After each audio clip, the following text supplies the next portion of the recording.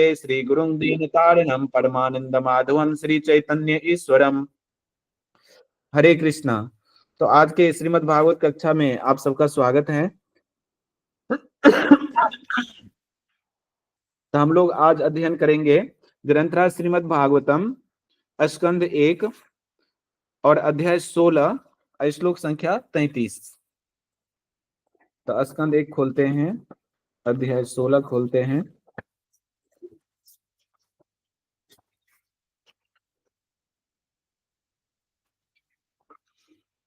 और श्लोक संख्या 33, 33 नंबर श्लोक। अच्छा, ये 33 नंबर श्लोक अलग से नहीं है, ये 31, 2, 3 एक साथ ही है। कोई बात नहीं, हम लोग तीनों श्लोकों के ऊपर चर्चा करेंगे आज। इसका अनुवाद और तात्पर्य भी एक साथ ही है। यही श्लोक है ना? जी प्रभु जी। अच्छा, ये 31 अलग है अच्छा 32 और 33 एक साथ है। 32 और 33 आज का श्लोक जो है 33 है ना, तो 33 है तो 32 और 33 एक साथ है, तो उसको पढ़ना होगा। तो हम लोग उच्चारण करते हैं श्लोक का। ब्रह्मादयो बहुतीर्थम यद पांग मोक्ष। बोलिए। ब्रह्मादयो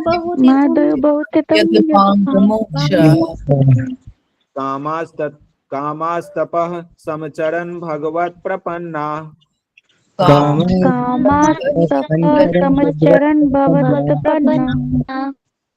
शास्त्री स्ववास अरविंद वनं विहाय।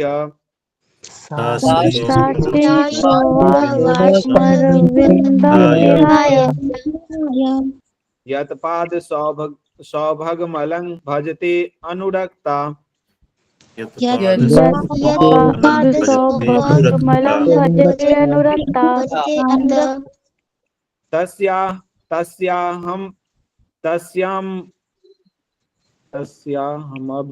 तस्याहमब्ज कुलिशांकुश केतुकेते।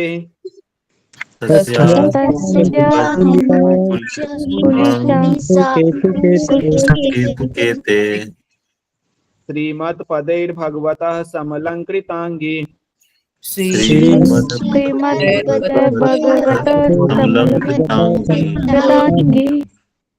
त्रिनत्यरोच उपलभ्य ततो विभूतिम्।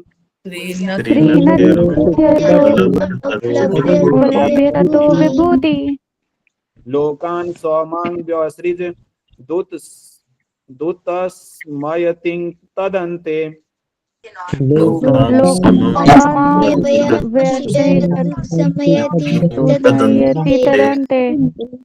ब्रह्मादयो बहुतीर्थं यद पांग मोक्ष।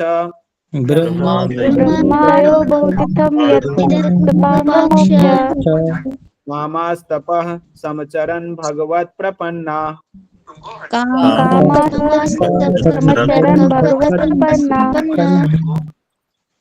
शास्त्री स्ववासम् अरविंद वनं विहाय।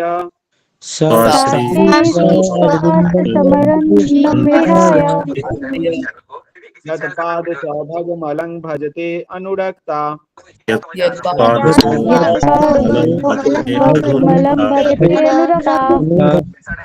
तस्याहमब्ज कुलिशांक सकेतुकेते।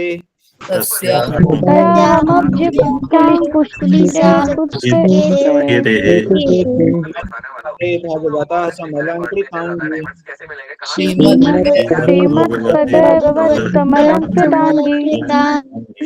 त्रिनत्यरोच उपलभ्य ततो विभूतिम्।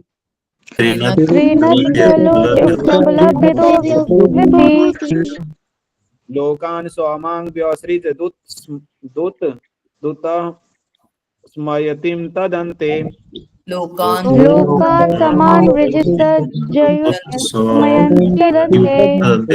ब्रह्मादयो बहुतीर्थं यद पांग मोक्ष।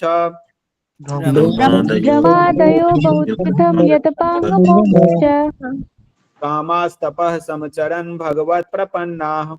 कामाचरण भगवत प्रपन्ना सापि स्ववासम वासम अरविंदम वनं विहाय शास्त्री श्वासम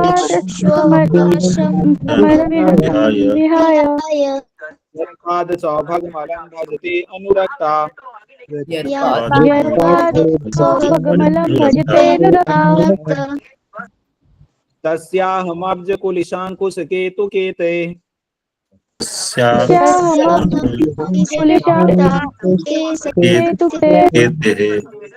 पदे भगवतः समलंकृतांगे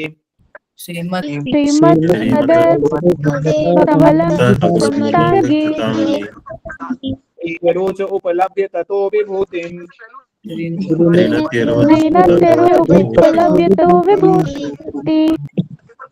लोकान स्वामां व्यासृज दूतिम तदन्ते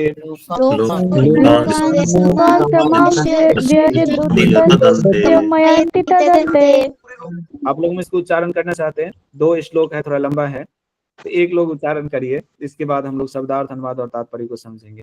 एक लोग उच्चारण कर सकते हैं, करिए कोई। हरे कृष्ण। हरे कृष्ण। ब्रह्मादयो बहुतिम यद पांग मोक्षा ब्रह्मयो बहुतिथम यद कामास्तपः समचरन् भगवत् प्रपन्ना कामास्तपः भगवत् प्रपन्ना सा श्रीः स्ववासम् अरविन्दवनं विहाय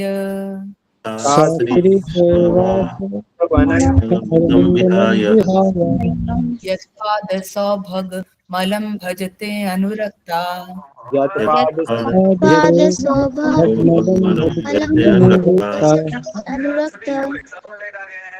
तस्याहम् अब्जकुलिशाङ्कुशकेतुकेते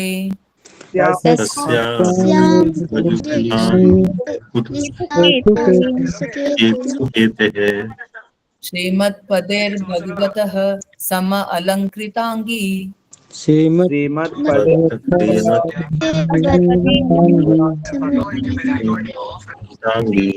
त्रिनत्यरोचोपलभ्य ततो विभूतिम्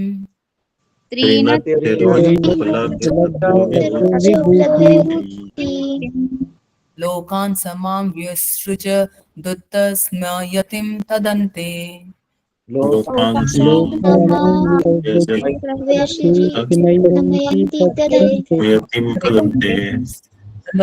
धन्यवाद आप लोग उच्चारण के श्लोक का। तो हम लोग शब्दार्थ का उच्चारण करते हैं। शब्दार्थ अनुवाद और तात्पर्य जगत गुरु शिला प्रभुपाद के द्वारा। जगत गुरु शिला प्रभुपाद की जय।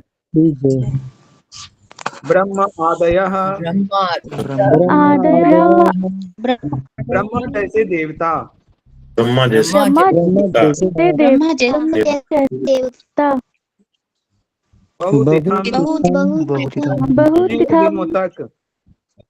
अनेक दिनों तक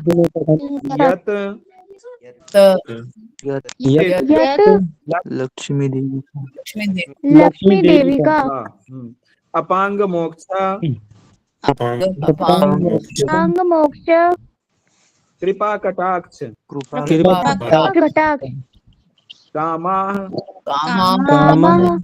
कामना करने वाला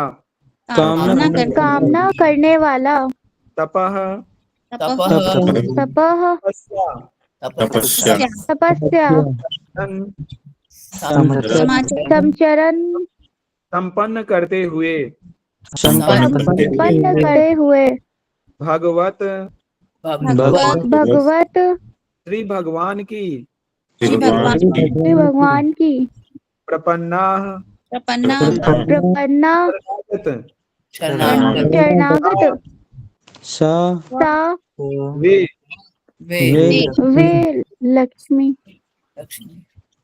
श्री लक्ष्मी जी स्ववासम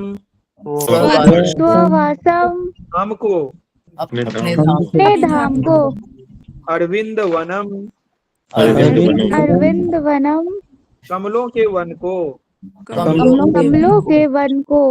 विहाय विहाय छोड़कर छोड़कर यत यद जिनका जिनका पाद पाँव पाँव सौभगम सौभगम कल्याणमय कल्याण में अलम अलम कुछ भाव से निसंकोच भाव से भजते भजते हैं पूजते पूजती है अनुरक्ता अनुरक्ता आकृष्ट हुई आकृष्ट हुई तस्य तस्य तस्य उनका उनका अहम हम मैं मैं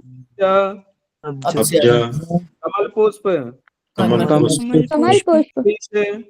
पुलिस पुलिस वज्र वज्र कुश अंकुश हाथी हाँकने का अंकुश हाथी हाँकने का अंकुश केतु केतु झंडा केते खेते केतय चिन्ह चिन्ह चिन्ह मत श्रीमंत श्रीमत ऐश्वरी के स्वामी समस्त समस्त ऐश्वर्य के स्वामी पदैह पदे चरणों के तलवों से चरण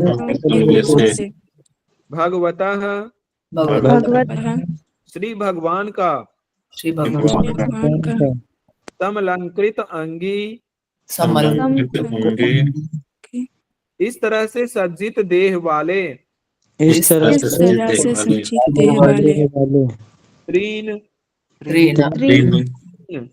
तीन अति अति अति एक से बढ़कर एक एक अरोचे अरोचे पूर्वक सुंदरता पूर्वक अलंकृत उपलब्ध उपलब्ध करके प्राप्त प्राप्त करके तथा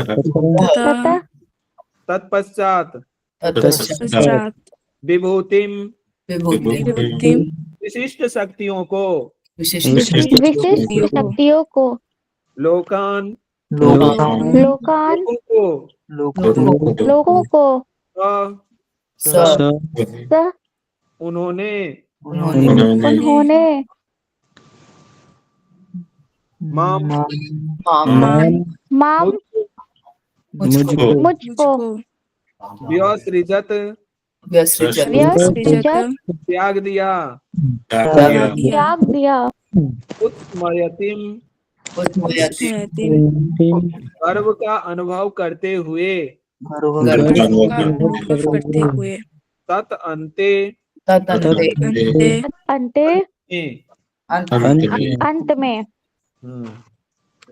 तो अनुवाद इस प्रकार से है, तो अनुवाद का उच्चारण करिएगा आप लोग। सौभाग्य की देवी लक्ष्मी जी सौभाग्य की देवी लक्ष्मी जी जिनकी कृपा कटाक्ष के लिए कटाक्ष के लिए ब्रह्मा जैसे देवता ब्रह्मा जैसे देवता तरसा करते थे चर्चा करते थे और जिनके लिए वे और जिनके लिए वे दिन में बार अनेक बार श्री भगवान के शरणागत होते थे श्री भगवान के शरणागत होते थे। वे कमल वन के अपने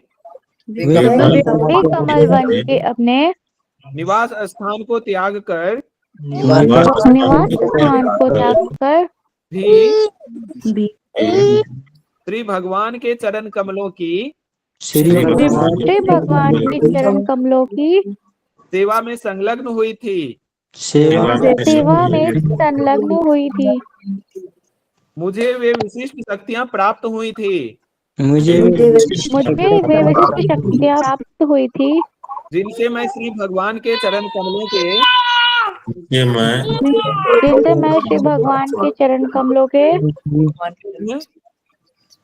अंकित चिन्ह है, चिन्हों से के चिन्ह है। तीनों लोगों की संपत्ति ध्वज वज्र अंकुश ध्वज ध्वज अंकुश अंकुश कमल से अलंकृत होकर तथा तथा कमल चिन्हों से कमल से अलंकृत होकर कमल से अलंकृत होकर तीनों लोगों की संपत्ति को तीनों लोगों की तीनों लोगों के संपत्ति को परास्त कर सकती है, परास्त परास्त कर सकती है। लेकिन अंत में लेकिन अंत में जब मैंने अनुभव किया कि जब मैं जब मैंने अनुभव किया कि मैं कितनी भाग्यशालिनी हूँ, मैं मैं मैं कितनी भाग्यशालिनी हूँ, तब श्री भगवान ने मुझे त्याग दिया। तब श्री भगवान ने मुझे त्याग दिया। बहुत अच्छा श्लोक है ना, बहुत अच्छा श्लोक है। तो ये श्लोक कौन बोल रही है? देवी लक्ष्मी जी। लक्ष्मी देवी जी। लक्ष्मी जी बोल रही है। माता पृथ्वी। हाँ, धरणी उवाच, धरणी मतलब धरती बोल रही है, अच्छा धरती माता। तो 25वां श्लोक से शुरू होता है, धरती माता बोल रही है 25वां श्लोक से। तो 25वां श्लोक में है ना, धरणी उवाच, मतलब कि धरती माता बोल रही है। ये क्या बोल रही है धरती माता? सौभाग्य की देवी लक्ष्मी जी, जिनकी कृपा कटाक्ष के लिए ब्रह्मा जी की कृपा हरे राम हरे हरे के साथ हरे राम हरे हरे के साथ हरे राम हरे हरे के साथ हरे राम हरे हरे के साथ हरे राम हरे हरे के साथ हरे प्रभु जी आवाज नहीं आ रही आप। प्रभु जी एक बार अनम्यूट कर लीजिए फिर से। हरे कृष्ण प्रभु जी, हरे कृष्ण प्रभु जी, एक बार अनम्यूट कर लीजिए फिर से। हाँ, जी प्रभु जी, जी, अब ठीक है। मैं कह रहा था कि जो अभी जब नहीं करना है, बात भी नहीं करना है, सुनना है बस। तो कोई जब करेंगे या बात करेंगे ना, तो दूसरा लोग भी डिस्टर्ब होंगे, सुन नहीं पाएंगे फिर। ये बहुत महत्वपूर्ण श्लोक है, और इस श्लोक को जो है धरती माता बोल रही हैं। सौभाग्य की देवी लक्ष्मी जी, जिनकी कृपा कटाक्ष के लिए ब्रह्मा जैसे देवता तरसा करते थे, लक्ष्मी जी की कृपा कटाक्ष के लिए तरसा करते थे ब्रह्मा जी भी, और जिनके लिए वे दिन में अनेक बार श्री भगवान के शरणागत होते थे। किनके लिए? लक्ष्मी जी के लिए। लक्ष्मी जी की कृपा प्राप्त करने के लिए भगवान के शरणागत होते थे, क्योंकि लक्ष्मी जी कौन है? भगवान की पत्नी है। तो लक्ष्मी जी की कृपा प्राप्त करने के लिए भगवान के शरणागत कौन? ब्रह्मा जी। तो ब्रह्मा जी भी भगवान के भक्त हैं, वो जानते हैं अगर हमें लक्ष्मी की कृपा चाहिए तो किसके शरणागत होना चाहिए? नारायण के। लक्ष्मी की कृपा प्राप्त करना हो तो नारायण की कृपा, नारायण के शरणागत होके आसानी से लक्ष्मी जी की कृपा प्राप्त हो सकती है। तो लक्ष्मी जी की कृपा प्राप्त करने नारायण के शरणागत कौन होते हैं? जो भगवान के भक्त होते। तो ब्रह्मा जी भगवान के भक्त हैं। नहीं तो जो भक्त नहीं होते हैं वो क्या करते हैं? लक्ष्मी जी की कृपा प्राप्त करने के लिए लक्ष्मी जी की तो पूजा करते हैं, लेकिन वो भगवान की भक्ति नहीं करते। उनको बस लक्ष्मी जी चाहिए, भगवान की शक्ति चाहिए भोग करने के लिए, भगवान की सेवा नहीं चाहिए। तो ऐसा व्यक्ति कौन होता है? भक्त होता है या कौन होता है? जो भगवान की शक्ति का भोग करना चाहते हैं लेकिन भगवान की सेवा नहीं करना चाहते, वो व्यक्ति कौन होता है? अभक्त होता है प्रभु जी। हाँ, असुर होता है। असुर लोग ऐसे ही करते हैं। भगवान का भक्त नहीं बनना चाहते हो तो ब्रह्मा जी भगवान के भक्त हैं। वहां पे लक्ष्मी जी कृपा प्राप्त करने के लिए वो भगवान के भक्ति कर रहे हैं। अनेक बार श्री भगवान के शरणागत होते थे। वे कमल वन के अपने निवास स्थान को त्याग कर भी श्री भगवान के चरण कमलों की सेवा में संलग्न हुई थी।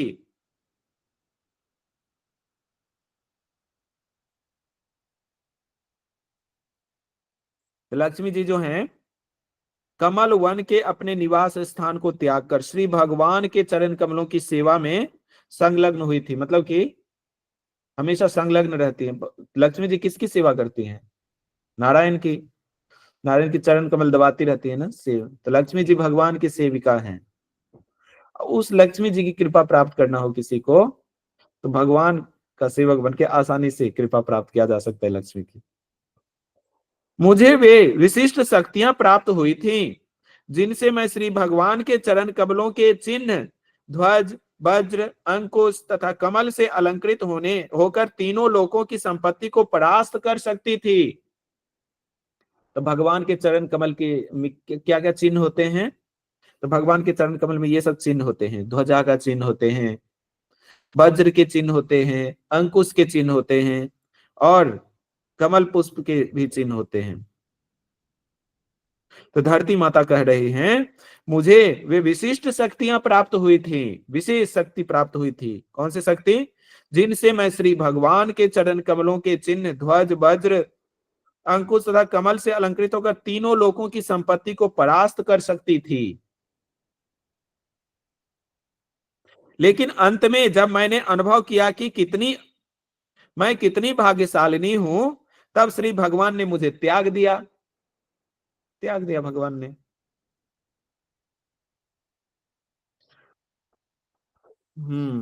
तो धरती भाग्यशालिनी थी। जो भगवान जब प्रकट हुए थे इस धरती पर, तो इस धरती पे चलते थे भगवान, तो उनको कृपा प्राप्त हुई थी भगवान के। जो भगवान जो है इस धरती पे अपने पांव रखे थे, धरती पे प्रकट हुए थे। लेकिन धरती माता क्या कर रही हैं? जब मैं गर्वित हो उठी, जब मुझे अहंकार आ गया कि मैं कितनी महान हूं, तो भगवान ने क्या किए? तुरंत त्याग दिए उनको। तो कहने का मतलब ये है,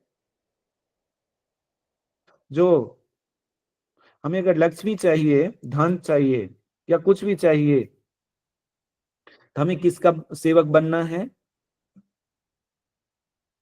भगवान का भक्त बनना है, भगवान का सेवक बनना है, कृष्ण का सेवक बनना है।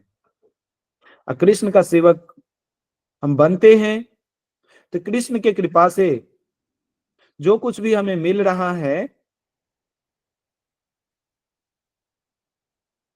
तो हमें अहंकार नहीं आना चाहिए। जो मैं तो इतना बड़ा भक्त हूं, देखो मेरे पास जो है ये सब चीज है, मतलब कि भगवान की कृपा से ही है, लेकिन मेरे पास धन है, मेरे पास सब कुछ है, ये है वो है। अहंकार नहीं आना चाहिए, ईर्ष्या द्वेष नहीं होना चाहिए किसी से।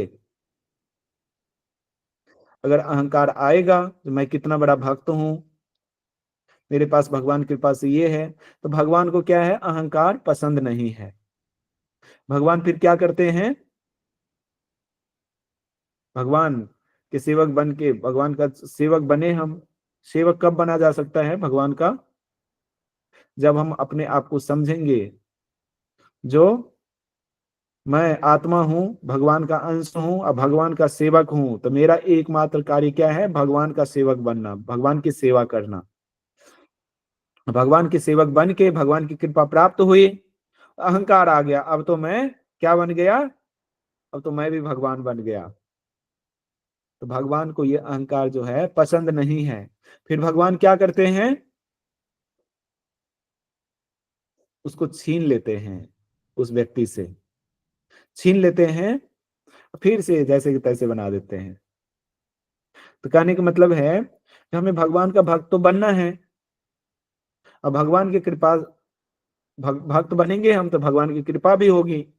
तो भगवान की कृपा होगी, भगवान की कृपा से जो कुछ भी प्राप्त हुआ है हमें या हो रहा है, या भगवान की कृपा से जो कुछ भी है, हमें ये समझना चाहिए ये भगवान की कृपा से है, और मैं हमेशा भगवान का सेवक ही रहूंगा या रहूंगी।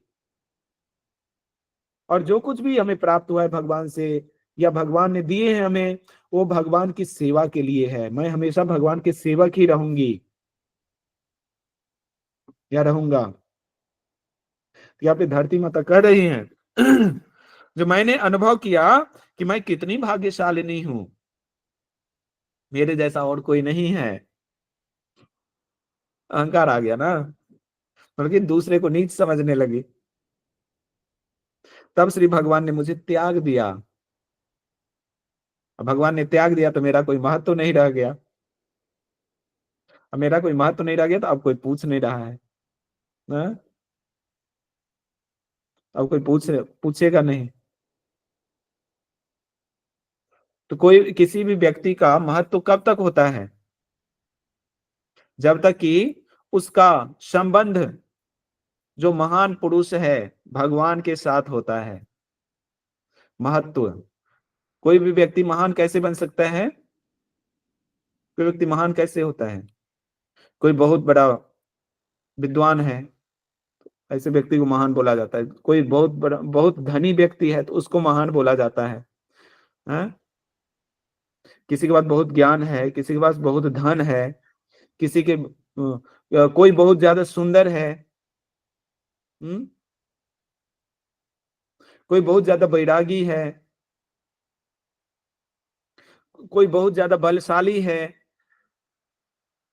भगवान के 6 ऐश्वर्य है ना, उन 6 ऐश्वर्य में से कुछ भी लोगों के पास होता है बहुत ज्यादा, तो व्यक्ति महान माना जाता है, इस दुनिया में माना जाता है ना। लेकिन ये शक्ति कहां से प्राप्त हो रहा है? महानता की शक्ति ये भगवान से प्राप्त हो रहा है। तो जब तक हम भगवान से जुड़े हुए हैं तब तक वो शक्ति प्राप्त हो रहा है हमें। जैसे ही हम भगवान से शक्ति प्राप्त करके भगवान के साथ अपना संबंध क्या करते हैं? अहंकार बस तोड़ लेते हैं, भूल जाते हैं ये भगवान की कृपा से मिला है। तो ऐसे जैसे ही भगवान के साथ हमारा संबंध कट हो जाता है, महान व्यक्ति के साथ हमारा संबंध कट हो जाता है, तो हमारा भी कोई महानता नहीं रह जाता। हमारा जो महानता है वो भी खत्म हो जाता है, फिर कोई पूछता नहीं है। तो कोई भी व्यक्ति पूछेगा कब तक हमें? हम महान कैसे बन सकते हैं? भगवान का भक्त बन के, भगवान का सेवक बन के महान बन सकते हैं। मतलब कि 6 ऐश्वर्यों को प्राप्त कर सकते हैं। 6 ऐश्वर्य पूर्ण रूप से नहीं, पूर्ण रूप से भगवान के पास ही है। 6 ऐश्वर्यों में से कुछ भी प्राप्त करना चाहते हैं तो भगवान की कृपा से प्राप्त करें। धन प्राप्त करना चाहते हैं तो वो भगवान की भक्ति करके प्राप्त हो सकता है। बल प्राप्त करना चाहते हैं भगवान की भक्ति, ज्ञान प्राप्त करना चाहते, यश प्राप्त करना चाहते हैं, वैराग्य प्राप्त करना चाहते हैं, सुंदरता को प्राप्त करना चाहते हैं, तो ये भगवान से प्राप्त हो सकता है। फिर हम महान बन सकते हैं भगवान का सेवक बन के। सेवक बने रहने से यहाँ पे यही धरती माता जो है समझा रही हैं। ये धरती माता किसको बोल रही है? किसको बोल रही है ये श्लोक? धर्म रूप में बैल है उसमें। धर्म रूपी बैल को जी। हाँ, तो इस श्लोक के तात्पर्य में प्रभुपाद जी कहते हैं संसार का सौंदर्य तथा ऐश्वर्य श्री भगवान की कृपा से ही बढ़ सकता है, किसी मानवकृत योजना से नहीं। जब भगवान श्री कृष्ण इस पृथ्वी पर विद्यमान थे तब उनके चरण कमल के विशिष्ट चिन्ह धूलि पर अंकित होते थे। जब भगवान श्री कृष्ण थे इस जगत में, चलते थे इस पृथ्वी पर, उनके चरण के जो चिन्ह है, ध्वजा का चिन्ह, अंकुश का चिन्ह, वज्र का चिन्ह, कमल पुष्प का चिन्ह, धरती पे क्या हो जाता था? वो चिन्ह का छाप पड़ जाता था।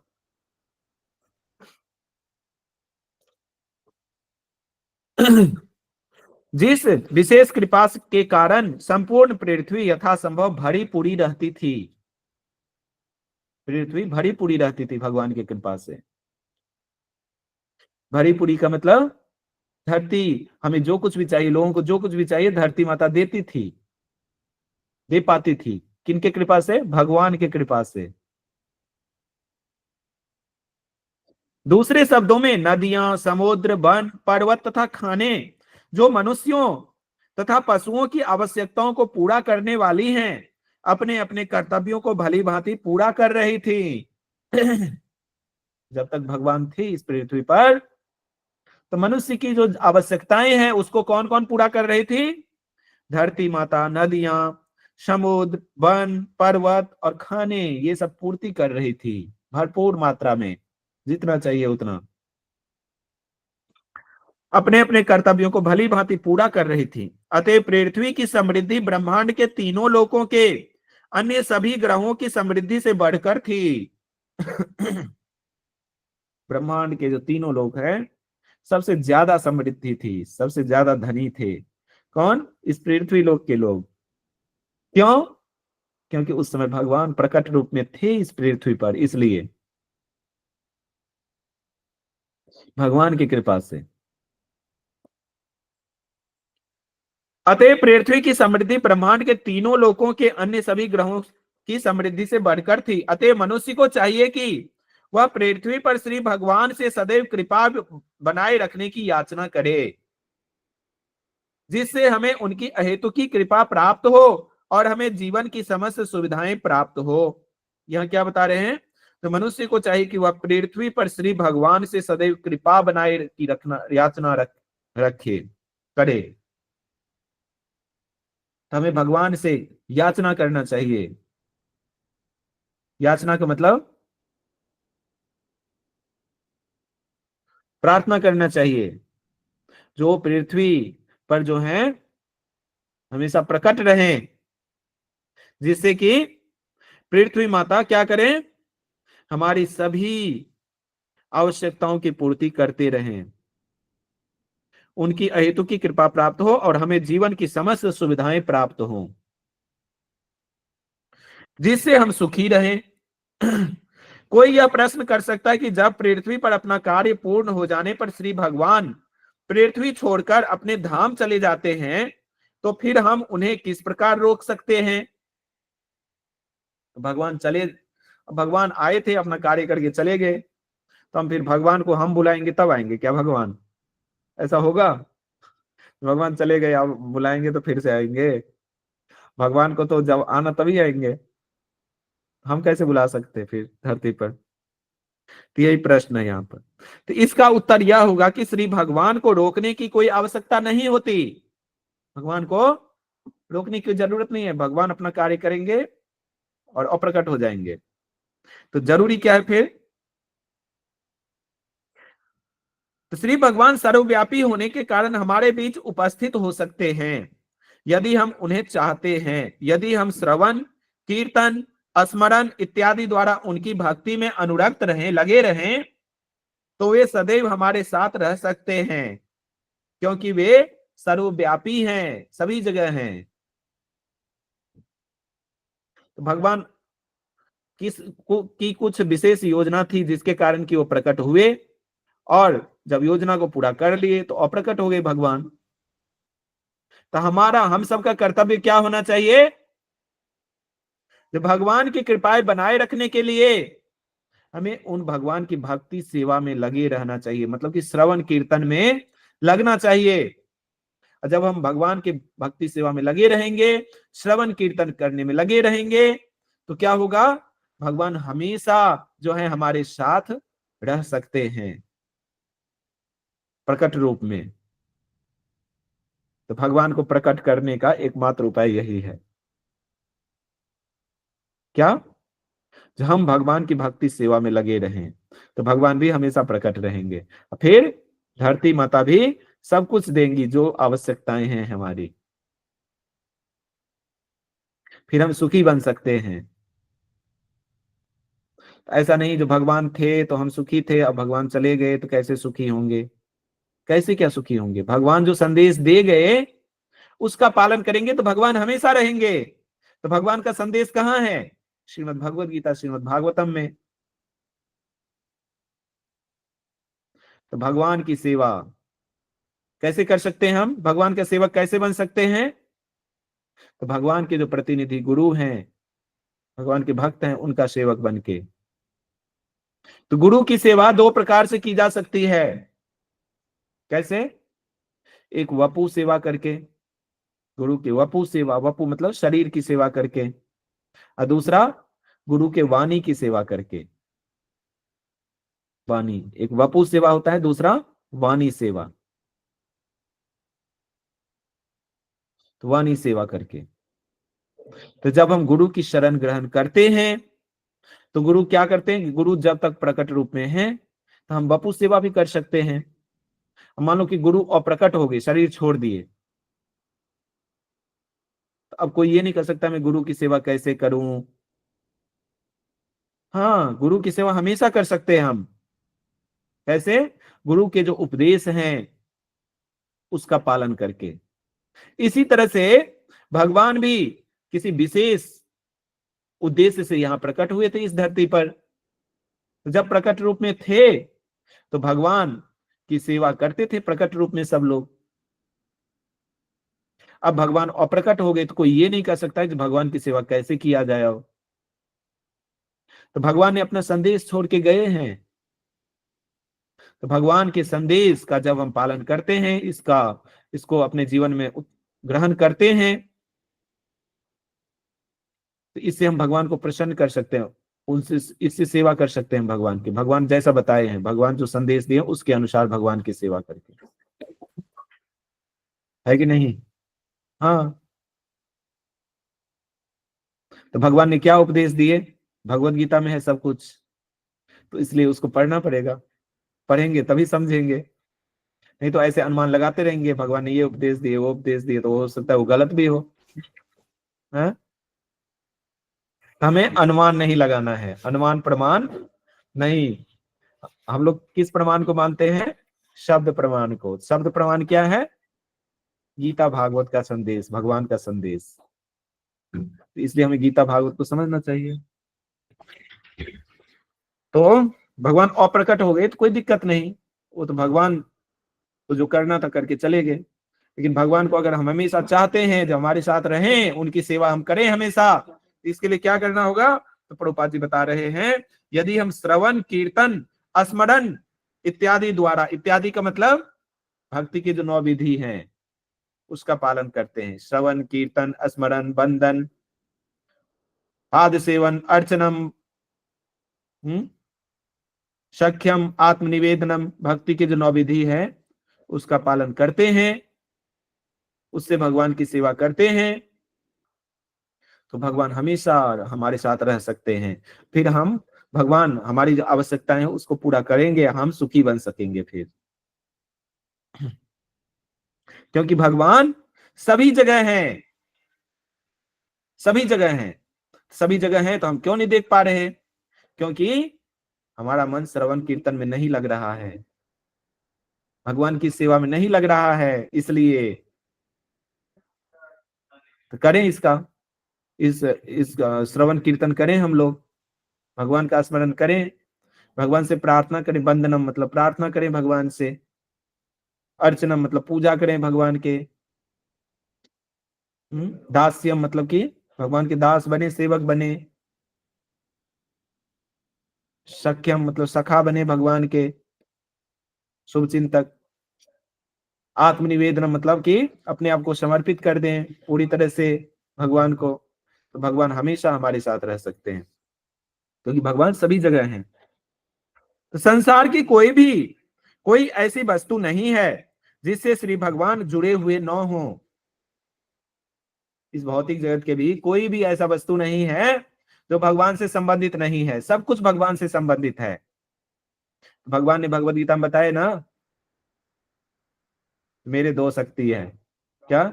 प्रकृति है, एक परा प्रकृति, दूसरा अपरा प्रकृति। भगवान की 2 प्रकृति हैं, कौन कौन से? एक परा प्रकृति, एक अपरा प्रकृति। तो परा प्रकृति कौन है? आत्मा।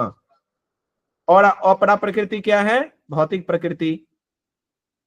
अपरा प्रकृति कितने प्रकार के? 8 प्रकार के, पृथ्वी जल अग्नि वायु आकाश मन बुद्धि अहंकार, भूमिरापो नलो वायु खंग मनो बुद्धि रेव च अहंकार इति यंग में भिन्ना प्रकृति नष्टधा, बोले ना भगवान ने भगवद गीता में।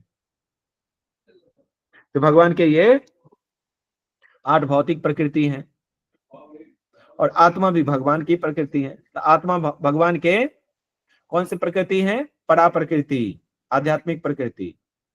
और ये जो भौतिक प्रकृति, ये भौतिक प्रकृति है भगवान की, भौतिक शक्ति है, लेकिन है तो चाहे भौतिक हो या आध्यात्मिक, है तो भगवान की शक्ति ना, है तो भगवान की शक्ति है। तो भगवान कहने का मतलब है कि भगवान सभी जगह व्याप्त हैं, सभी जगह हैं, कहीं पर अपने भौतिक शक्ति के रूप में, कहीं पर अपने आध्यात्मिक शक्ति के रूप में। तो हम भगवान का दर्शन कैसे कर सकते? श्रवण करके, उन भगवान की कथाओं का श्रवण करके, कीर्तन करके, भगवान के नाम का श्रवण करके, कीर्तन करके, उनकी सेवा करके, उनका स्मरण करके, उनकी प्रार्थना करके जो है उन भगवान का दर्शन सभी जगह कर सकते हैं, क्योंकि अपने शक्ति के रूप में भगवान सभी जगह फैले हुए हैं, कुछ भी भगवान के बिना है ही। तो संसार की कोई भी वस्तु ऐसी नहीं है जिससे श्री भगवान जुड़े हुए न हो। हमें चाहिए कि हम जुड़ने के इस संबंध को ढूंढ निकालें और अपराध रहित सेवा द्वारा उनसे जुड़ जाएं। हम उनके दिव्य शब्द उच्चारण द्वारा उनसे जुड़ सकते हैं। श्री भगवान का पवित्र नाम तथा स्वयं श्री भगवान एक ही है। भगवान से जुड़ने का सबसे सरल उपाय क्या है इस कलयुग में?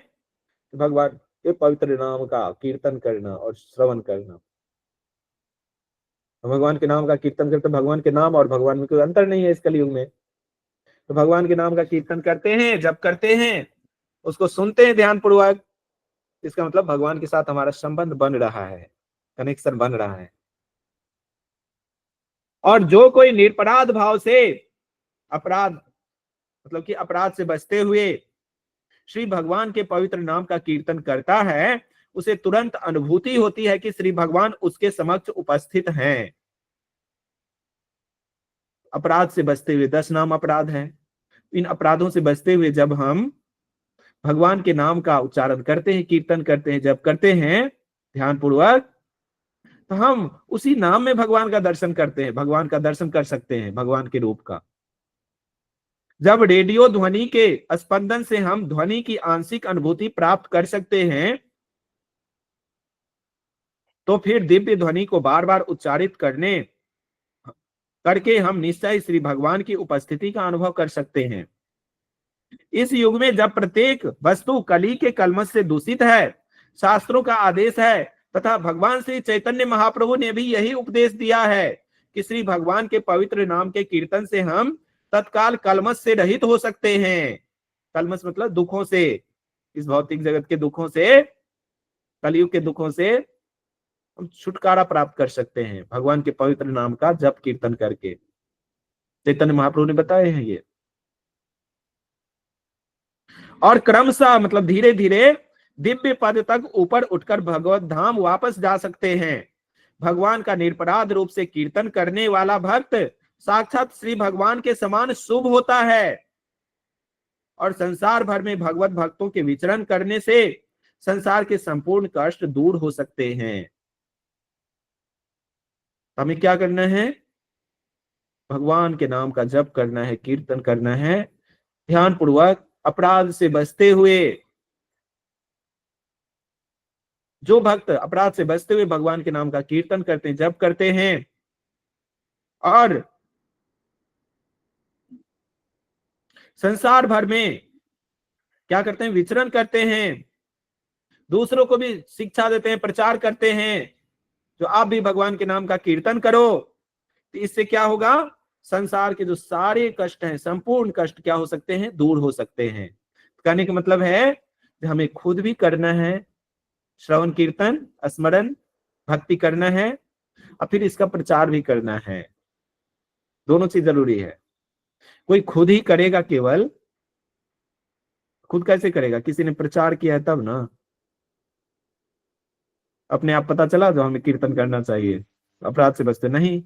कैसे पता चला? भक्तों के माध्यम से, भक्तों ने प्रचार किया तब। कहने का मतलब है हम तो प्रचार किया तो हम करेंगे, करना भी जरूरी है। और जब हम करेंगे तो फिर हमें आगे और लोगों को सिखाना भी है, प्रचार भी करना है। ऐसे सारे लोग अगर खुद भी भक्ति करेंगे और दूसरे को भी भक्ति करना सिखाएंगे जो भक्त नहीं है, फिर क्या होगा, संसार के सारे लोग भगवान के भक्त बन सकते हैं, पृथ्वी के सारे लोग भगवान के भक्त बन जाएंगे। और फिर क्या होंगे, भगवान की कृपा से सभी लोग सुखी बन सकते हैं।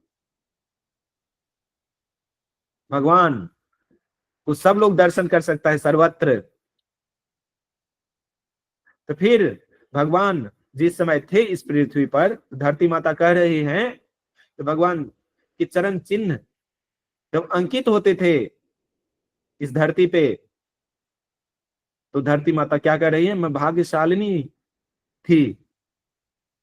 अपने जब मैंने अनुभव किया कि मैं कितनी भाग्यशालिनी हूं, भाग्यशालिनी मानती थी वो। लेकिन भगवान अप्रकट हो गए, तो फिर से क्या, भगवान जैसे ही उनको लगा कि मैं भाग्यशालिनी हूं, भगवान मेरे धूल मिट्टी में, मतलब कि मेरे ऊपर चल रहे हैं, अपना चरण रख रहे हैं, चरण रख रहे हैं, भगवान फिर अप्रकट हो गए। अपनी जो योजना थी भगवान की, जो कार्य करने के लिए आए थे, करके चले गए। फिर से दुखी हो गई। तो दुखी होने की कोई जरूरत नहीं है। हम भगवान जो उपदेश देके गए उसका पालन करते रहेंगे, तो भगवान का जो चरण चिन्ह है, भगवान का जो चरण कमल है, हमेशा हमारे ऊपर बना रहेगा। भगवान के संदेश का अगर पालन करते हैं हम, तो भगवान के चरणों की कृपा हमेशा बना रहेगा। और हमारे ऊपर, मतलब कि हमारे ऊपर ही नहीं बना रहेगा, पूरा धरती पर बना रहेगा, धरती के लोगों पर हमेशा। भगवान हमेशा प्रकट रूप में, भगवान है ही ऑलरेडी सभी जगह। करने की क्या जरूरत है, भगवान के जो उपदेश है उसको ग्रहण करना है, पालन करना है। मतलब कि चैतन्य महाप्रभु क्या बोल रहे हैं, भारत भूमि ते जन्म होइल यार, जन्म सार्थक करी कर परोपकार। हम सबका जन्म जो है भारत भूमि पे हुआ है, हम लोग भाग्यशाली हैं। हमें क्या करना चाहिए, अपने जन्म को, इस मनुष्य जन्म को क्या करना चाहिए, सार्थक बनाना चाहिए, सफल बनाना चाहिए। और फिर जन्म सार्थक करी करो परोपकार, तो अपने जीवन को सार्थक बनाना चाहिए। फिर क्या करना चाहिए, दूसरे को के जीवन को भी सार्थक बनाना चाहिए।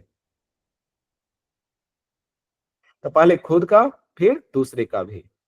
तो किसी का भी जीवन सार्थक कैसे बन सकता है, सफल कैसे हो सकता है?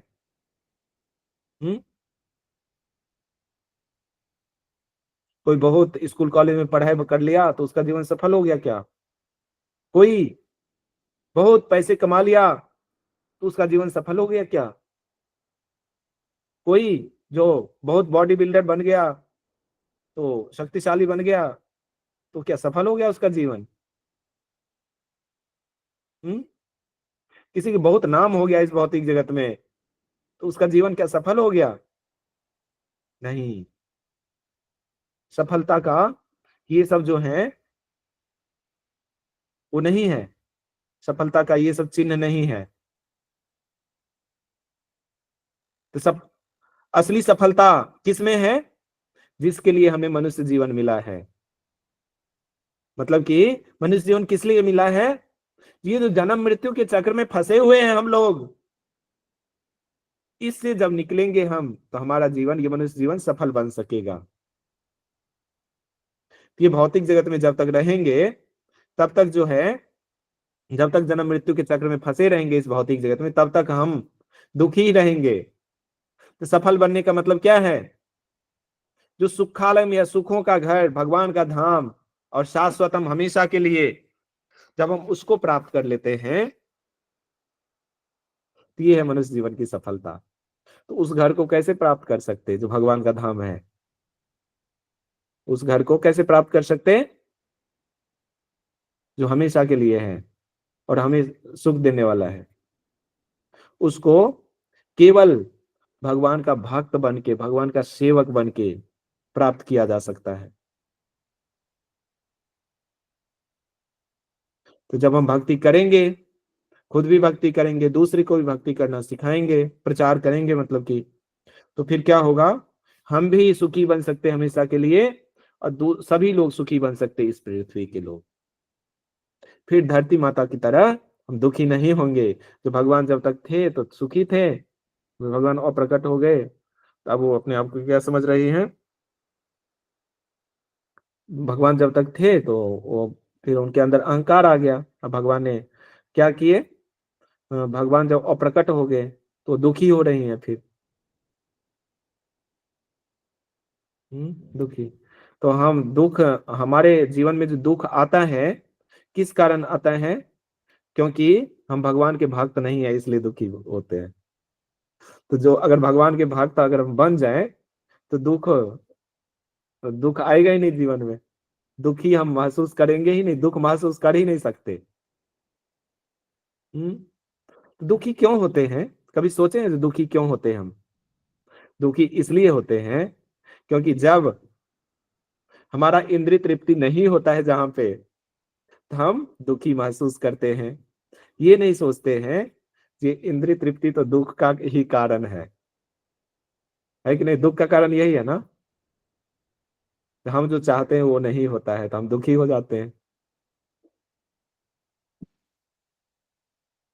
दुखी हो जाते हैं। तो हमें क्या चाहना चाहिए? और किस चीज को हम चाहते हैं जो नहीं मिलता है तो दुखी हो जाते हैं? कोई पुरुष है, उसको सुंदर स्त्री का भोग चाहिए, नहीं मिलता है तो दुखी रहता है बेचारा। कोई सुंदर स्त्री है, उसको पुरुष चाहिए तो नहीं मिलता है, भौतिक जगत की यही सुख है ना, नहीं मिलता है तो दुखी रहता है। किसी को कोई चीज पसंद है, नहीं खाने के लिए मिलता है तो दुखी हो जाता है बेचारा। हम्म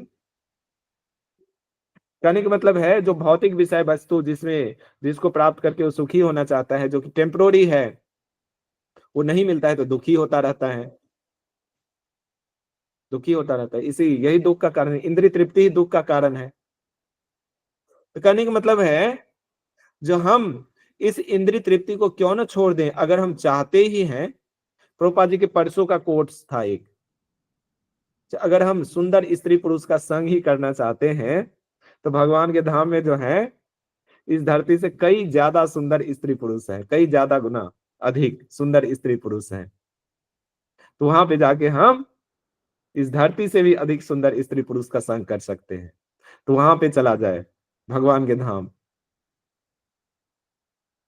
अगर हम अच्छा अच्छा व्यंजन खाना चाहते हैं तो यहाँ पे तो कुछ नहीं है, यहाँ पे तो गधे की तरह मेहनत करेंगे तो थोड़ा सा मिल जाएगा कुछ व्यंजन खाने के लिए। पहले दुख भोगो बहुत ज्यादा और फिर थोड़ा सा सुख भोगो, ये भौतिक जगत है। लेकिन भगवान के धाम में केवल सुख ही सुख है, दुख नहीं भोगना पड़ेगा। भगवान वहां पे सारे व्यवस्था करके रखे हैं, वहां पे केवल क्या करना है? भोग करना है। लेकिन उस भगवान के धाम जाएंगे कैसे? भगवान के धाम तभी जाएंगे जबकि हम यहाँ के जो क्षणिक सुख है, इंद्रिय तृप्ति है, इसको छोड़ेंगे और भगवान की भक्ति सेवा में लगेंगे। तभी जाके वो जो हमेशा के लिए सुख है, हमेशा के लिए जीवन है, वो प्राप्त हो सकता है।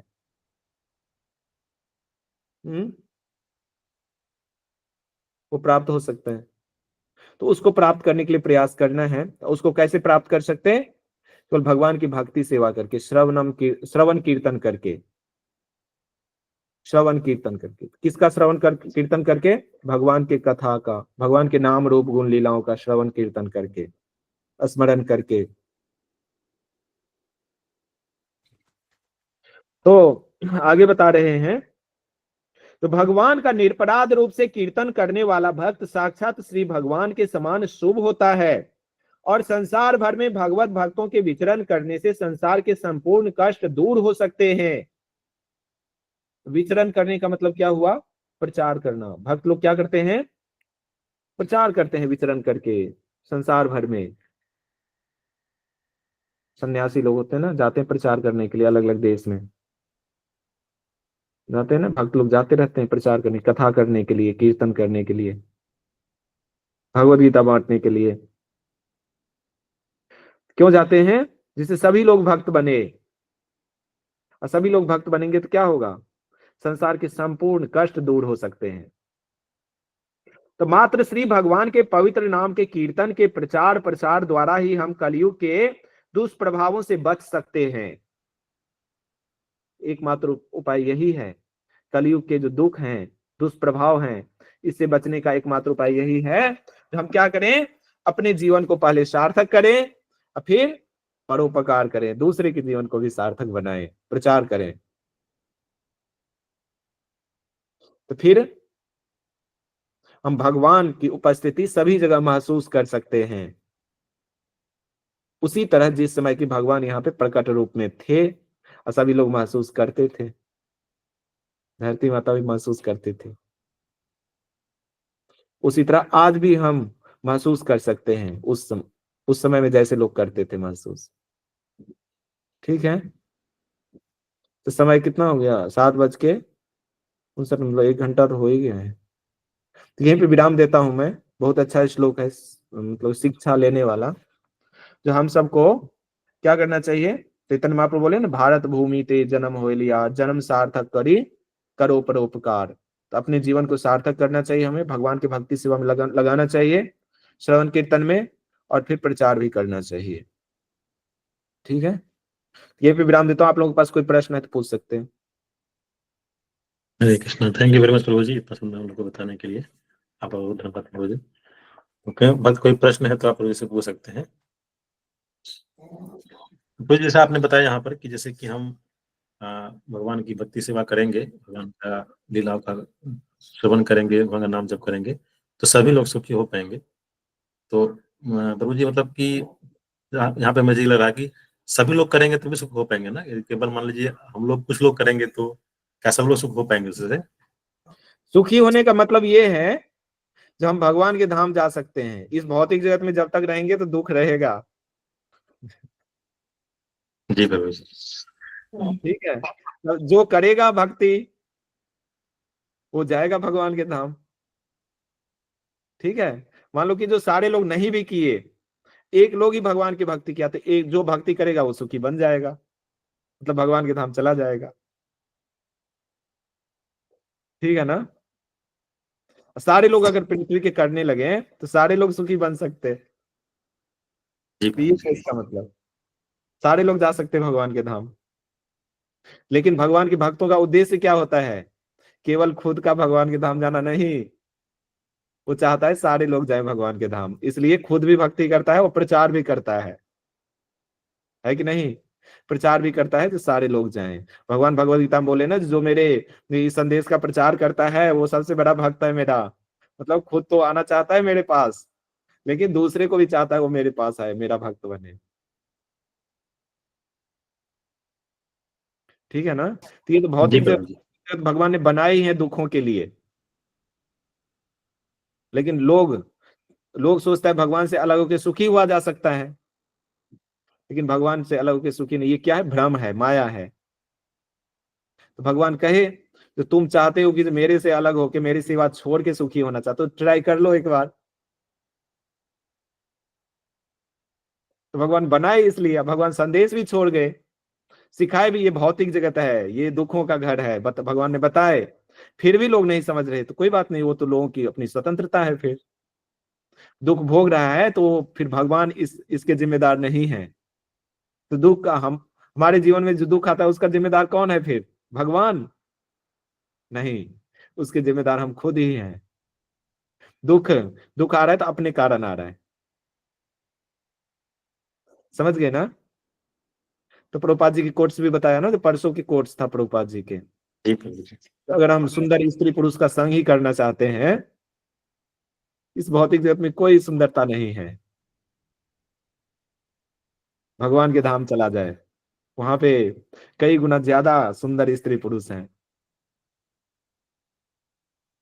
लेकिन वहां पे जाएंगे कैसे? अपने आप थोड़े चले जाएंगे, पहले यहाँ की सुंदरता को छोड़ना पड़ेगा।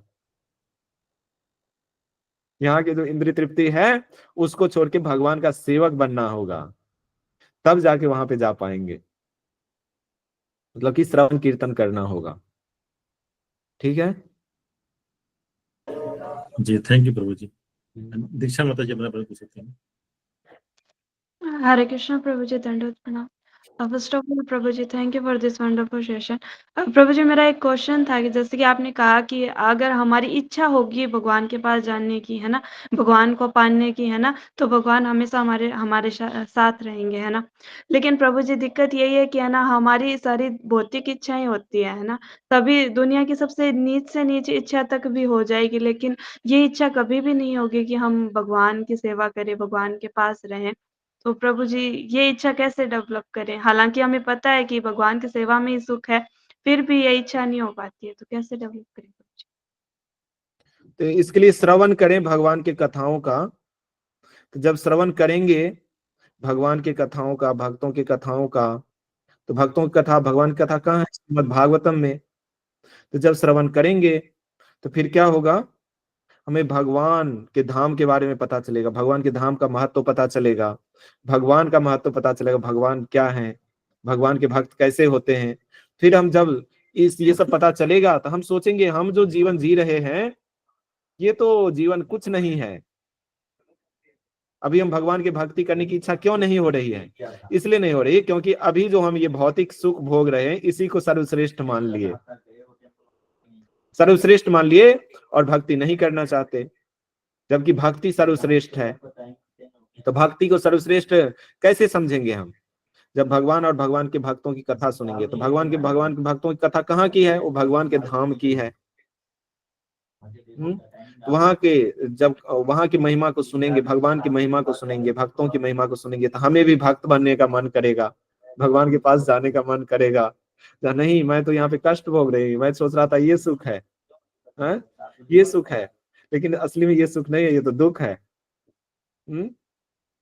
ये तो दुख है,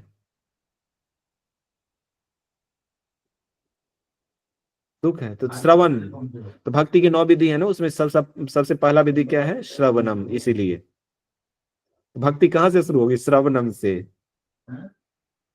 श्रवण करना होगा पहले भक्तों से। श्रवण करिए तो फिर क्या होगा? अगर श्रद्धा नहीं है कृष्ण में, अगर नहीं भक्ति करना चाहते, नहीं महत्व पता है भक्ति का, तो फिर भक्ति का महत्व पता चलेगा, और फिर भक्ति का महत्व पता चलेगा तो फिर हम भक्ति करेंगे। अब भक्ति करेंगे तो फिर क्या होगा? हम जो सर्वश्रेष्ठ सुख है, आनंद है, जो हमेशा के लिए आनंद है, उसको प्राप्त कर सकते हैं।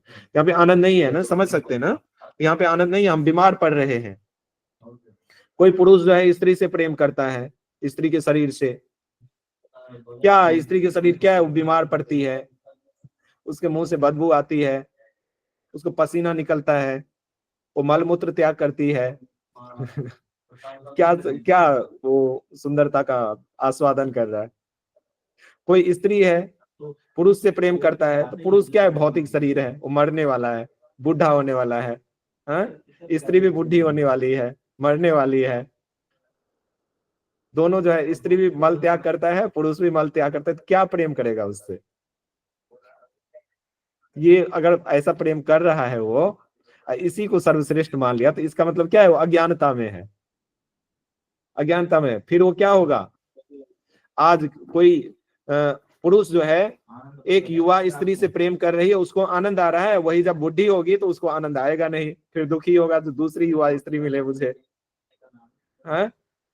नहीं मिलेगा तो दुखी होता रहेगा, खुद भी बुढ़ा हो जाएगा। वो कहेगा वो जीवन था जब मैं युवा था, युवा स्त्री के साथ आनंद लेता था, वो जीवन फिर से मिले, तो मिलेगा नहीं, तो क्या होगा? फिर दुखी होता रहेगा वो।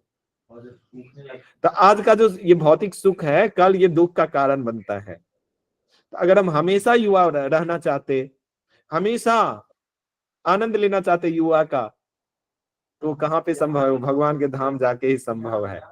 भगवान के धाम में कोई बूढ़ा नहीं होता, यही तो है। इस भौतिक जगत में जन्म मृत्यु बुढ़ापा बीमारी है, लेकिन भगवान के धाम में जन्म मृत्यु बुढ़ापा बीमारी नहीं है। वहां पे भगवान देखे कभी बुढ़ा रूप देखे भगवान का? नहीं। भगवान कृष्ण हमेशा 16 साल के युवा होते हैं, जबकि सबसे पुराने व्यक्ति है, वो सबसे पहला व्यक्ति है, हमेशा 16 साल के जवान बने रहते। इसी तरह भगवान के धाम में जो भगवान के भक्त होते हैं वो हमेशा भगवान की तरह दिखते हैं, हमेशा, कभी बूढ़ा नहीं होते। वहां की स्त्री भी हमेशा जवान दिखती है। इसलिए तो प्रभुपाद जी बोल रहे हैं अगर हम सुंदर स्त्री का ही संग करना चाहते हैं या सुंदर पुरुष का संग करना चाहते हैं, इसका आनंद लेना चाहते, तो भगवान के धाम चला जाए। तो भगवान के धाम जाएंगे कैसे? वो भगवान को भक्ति करके, ऐसे अपने आप नहीं चले जाएंगे। अब भगवान की भक्ति करने का मतलब है जो इस भौतिक जगत के जो आनंद है इसको छोड़ना होगा और कृष्ण भक्ति में लगना होगा, फिर हम हमेशा के लिए जो आनंद है उसको प्राप्त कर सकते हैं। तो ये नहीं महत्व पता है इसका, तो श्रवण करें हम भगवान के भक्तों, भगवान और भगवान के भक्तों की कथा का श्रवण करें, बार बार रोज करें, नियमित रूप से करें, तो हम इसके महत्व समझ पाएंगे। फिर हम भगवान के भजन भी करेंगे। श्रवण के बाद कीर्तनम आता है, कीर्तनम करेंगे मतलब जप करेंगे, जप करना भी कीर्तन है, कथा सुनना सुनाना भी कीर्तन है, श्रवण है। तो श्रवण करेंगे, फिर कीर्तनम भी करेंगे, श्रवण कीर्तन करेंगे, फिर भगवान का स्मरण भी कर पाएंगे। भगवान भगवद गीता में बोल रहे हैं यंग यंग वापी स्मरण भावम त्यजत्यन्ते कलेवरम तं तमेवैति कौन्तेय सदा तद भाव भाविता। तो मृत्यु के समय जो जैसा स्मरण करते हुए शरीर छोड़ता है, अगला जीवन उसको ऐसे ही मिलता है। अगर हम जीवन भर भगवान की कथाओं का श्रवण कीर्तन करेंगे, भगवान की सेवा में लगेंगे, तो फिर क्या होगा? मृत्यु के समय भी भगवान ही याद आएंगे मुझे, हमें। अब फिर हम उस भगवान के धाम जा सकते हैं जहाँ पे कि युवा स्त्री पुरुष का संग मिलता है हमेशा के लिए, उसको प्राप्त कर सकते हैं। तो वो केवल भगवान की भक्ति सेवा करके हो सकता है, श्रवण कीर्तन करके। ठीक है, तो श्रवण कीर्तन करें, अपने आप सब कुछ होगा।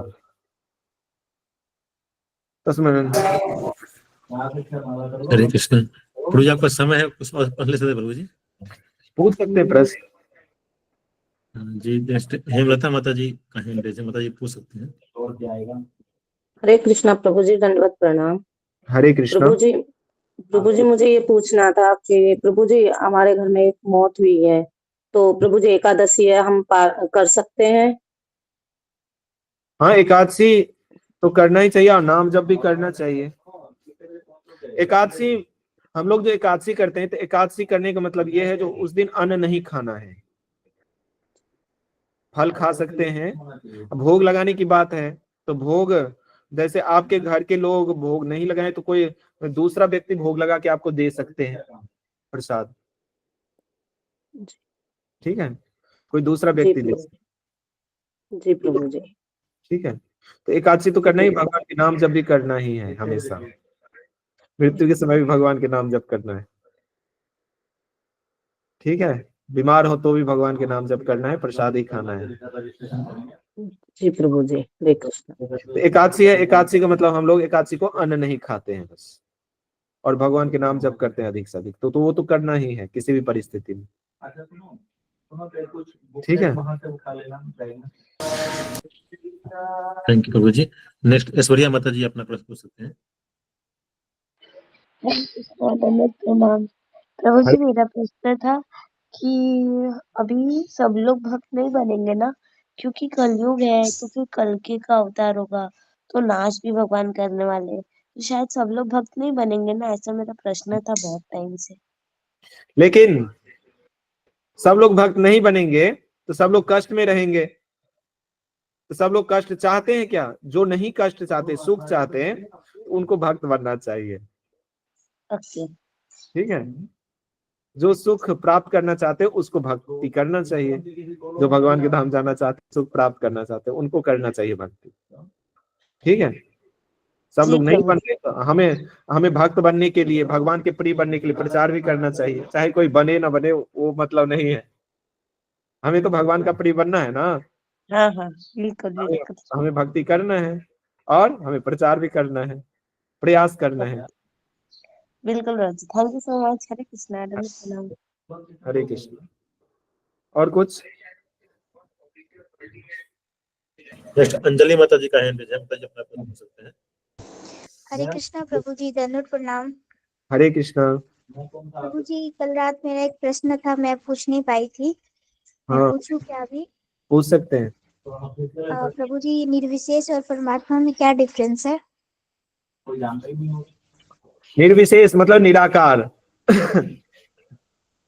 और परमात्मा में, कई लोग भगवान के साकार रूप को तो मानता है, लेकिन फिर भी वो क्या करता है,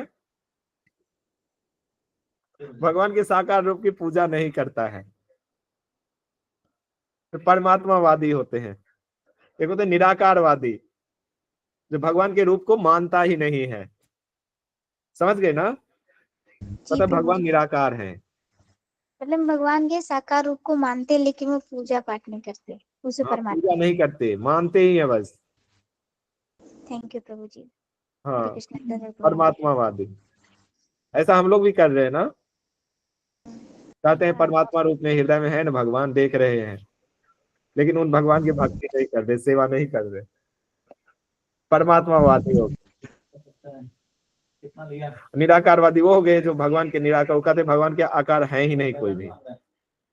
मतलब कि मैं भी भगवान हूँ, आप भी भगवान है, सब भगवान है, हम शरीर छोड़ेंगे तो भगवान बन जाएंगे, भगवान में मिल जाएंगे, भगवान से एक हो जाएंगे। ये निराकारवादी, मायावादी, ठीक है।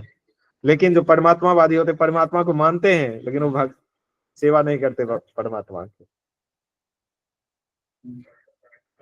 ठीक है,